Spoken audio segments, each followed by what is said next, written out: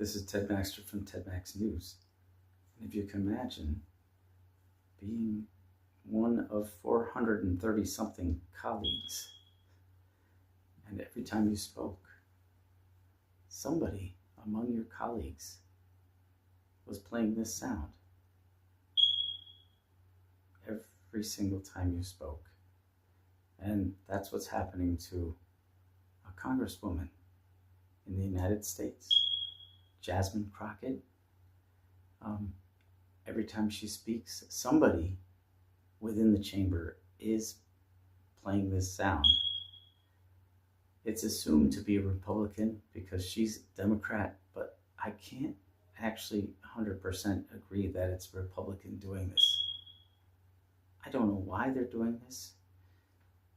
It's pretty amazing, but I guess that smoke detector gate may be the next scandal of the United States.